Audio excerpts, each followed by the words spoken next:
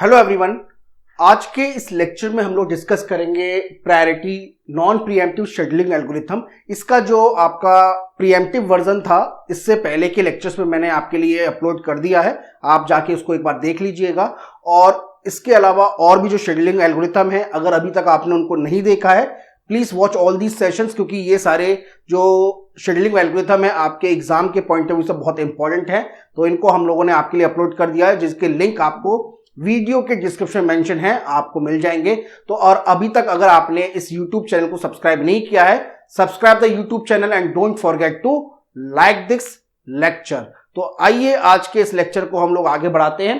तो जैसा कि मैंने आपको ये न्यूमेरिकल जो था प्रीएम्प्टिव वर्जन, इसका हम लोगों ने सॉल्व किया था लास्ट लेक्चर में। अब हम लोग जो है इसका नॉन प्रीएम्प्टिव वर्जन डिस्कस करते हैं। प्रीएम्प्टिव और नॉन प्रीएम्प्टिव में क्या डिफरेंस है ये मैं आपको पहले बता चुका हूं। तो जिन स्टूडेंट्स ने उसको नहीं देखा है उस लेक्चर को, आप उसको देख लीजिएगा, आपको उसका भी जो लिंक है वीडियो के डिस्क्रिप्शन में आपको मिल जाएगा। तो अब यहां पर अगर इस क्वेश्चन को देखें अगर आप, तो यहां पर ये जो क्वेश्चन है आपका, तो ये जो नॉन प्रीएम्प्टिव वर्जन है, नॉन प्रीएम्प्टिव का मतलब है कि एक बार किसी भी प्रोसेस को सीपीयू एलोकेट हो जाता है तो वो प्रोसेस जो है उस सीपीयू को तब तक डी एलोकेट नहीं उससे किया जाता जब तक वो पूरा अपना टास्क जो है कंप्लीट ना कर ले। तो यहां पर अगर इसका हम लोग जो इसका पहले गैंट चार्ट प्रिपेयर कर लेते हैं। तो गैंट चार्ट अगर आप इसका प्रिपेयर करेंगे तो गैंट चार्ट में आपको यहां पर जस्ट अ मिनट,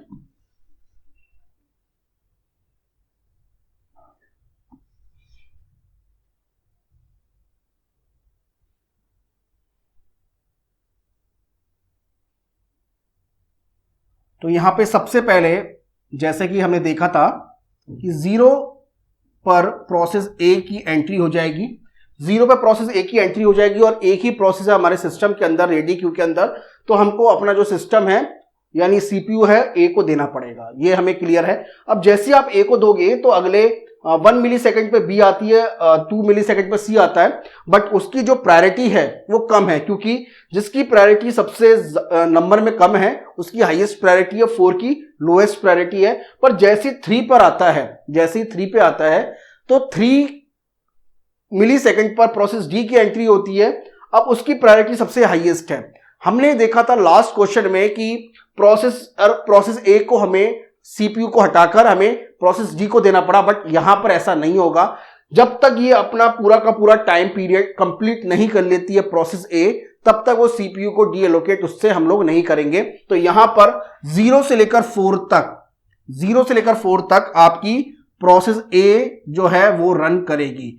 अब 4 के बाद प्रोसेस डी की एंट्री हो चुकी है, अब जैसे डी की एंट्री होती है उसका जो बर्स्ट टाइम है 4 है, तो अगले 4 मिली सेकेंड तक प्रोसेस डी जो है वो रन करेगी।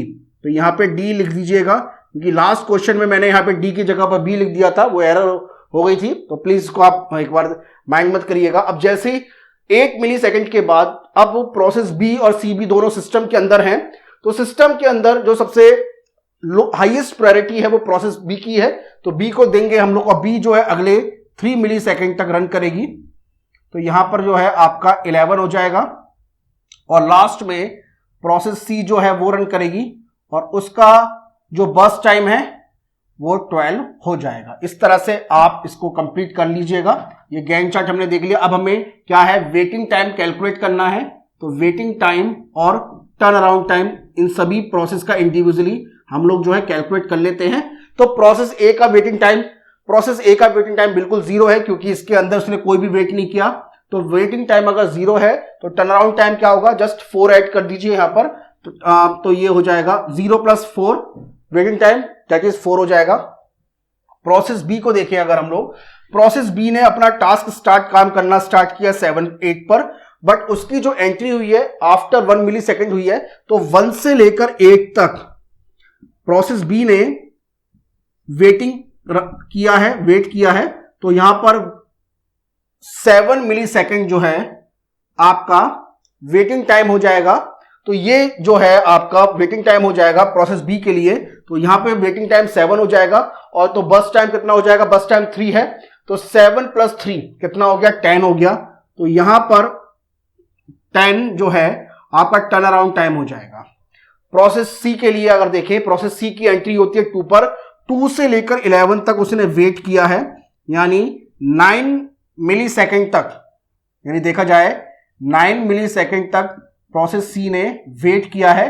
तो यहां पर 9 आ जाएगा, यहां पर 9 आ जाएगा, और 9 + 1 यहां पर 10 आ जाएगा। जस्ट अ मिनट, 11 पे टास्क स्टार्ट किया है तो 9 हो जाएगा, 9 + 10 यहां पे 10 हो जाएगा। Turn around time for the C, ये भी क्लियर हो गया। ठीक है, 12 - 2, ठीक है, 12 - 2 जो है वो 10 हो गया। अब प्रोसेस डी के लिए देखें, डी की एंट्री हुई है 3 पर डी को जो सीपीयू एलोकेट हुआ था 4 पे हुआ था, तो 3 से लेकर 4 तक उसने वेट किया, तो ये 1 मिली सेकेंड है, ये 1 मिली सेकेंड जो है उसका वेटिंग टाइम हो जाएगा। और प्रोसेस डी का जो टर्न अराउंड टाइम है 1 + 4 कितना है, 5, ये 5 जो है आपका इसका टर्न अराउंड टाइम हो जाएगा। तो इस तरह से हम लोगों ने सबकी वेटिंग टाइम और टर्न अराउंड टाइम निकाल दिया है, जस्ट उसको ऐड करना है।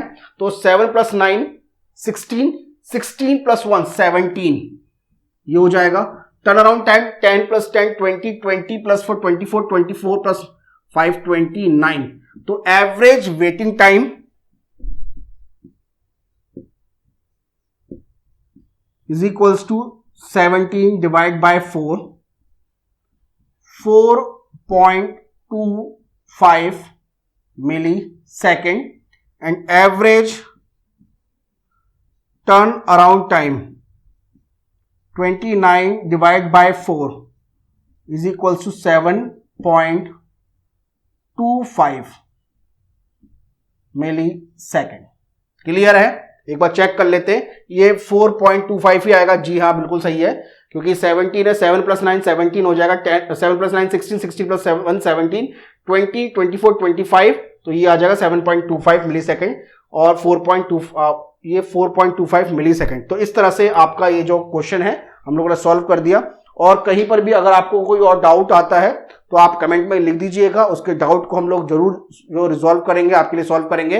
अब ये तो था आपका प्रायोरिटी नॉन प्रीएम्प्टिव वर्जन। अब इसके अलावा थोड़े से और शेड्यूलिंग एल्गोरिथम है जो एग्जाम के पॉइंट ऑफ व्यू से इंपॉर्टेंट है, काफी बार एग्जाम में वो आ जाते हैं, तो उनको भी मैं आपके साथ डिस्कस करूंगा। तो ये लेक्चर जो है आपके सामने प्रेजेंट किया है, और इसके अलावा और भी जो लेक्चर जो है जिनके ऑपरेटिंग सिस्टम के, उनका लिंक वीडियो के डिस्क्रिप्शन में मेंशन है, आप उनको देख लीजिएगा। तो स्टूडेंट्स, लेक्चर को लाइक करना मत भूलिएगा, और अगर आपने इस चैनल को अभी तक सब्सक्राइब नहीं किया है, subscribe the channel and press कर दीजिएगा बेल आइकन को, जिससे आपको जो नोटिफिकेशन है लेक्चर का वो आपको मिल सके। तो मिलते हैं फिर आपको से नेक्स्ट लेक्चर में। Thank you.